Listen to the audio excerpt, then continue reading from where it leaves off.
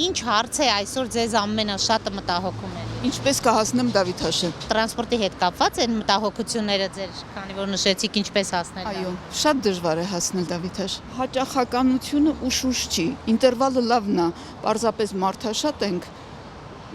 Մի քիչ դժվարություններ ունեն։ Մեր հայրենակիցը միանգամայն ճիշտ հարց է բարձրացնում։ Երևանի տրանսպորտի հարցը միայն երթևեկության խնդիր չէ, սա պետության կառավարման որակի հայելին է։ Խցանումը չի լուծվում միայն նոր ավտոբուս բերելով կամ մի քանի փողոց լայնացնելով ու ամեն գարնան հետ նորից ասֆալտապատելով։ Այդ բոլորը կարևոր է, սակայն եթե ամբողջ երկիրը առավոտյան նույն ժամին շարժվում է դեպի նույն կենտրոնը, ոչ մի ճանապարհ չի դիմանա։ Պետք է անել 3 բան։ Առաջին պետք է կառավարել ժամերը։ Այսօր Երևանը խցանվում է նաև այն պատճառով, որ դպրոցները, բուհերը, պետական հիմնարկներն ու գրասենյակների մեծ մասը քաղաքը շարժման մեջ են դնում գրեթե նույն ժամին։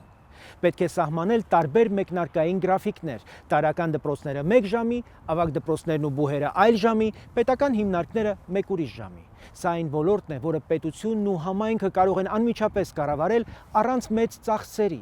Երբ հոսքը բաժանվում է, քաղաքը սկսում է շնչել։ Երկրորդ, պետք է զարգացնել նոր ճանապարհներ, շրջանցիկ ուղիներ եւ հանրային տրանսպորտին տալ իրական առաջնահերթություն։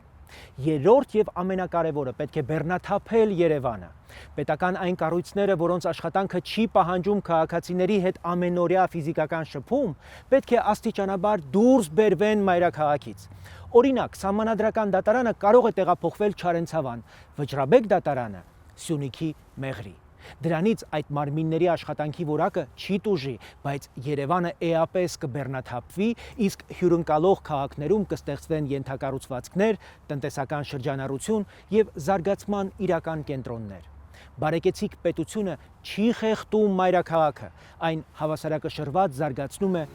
ամբողջ երկիրը։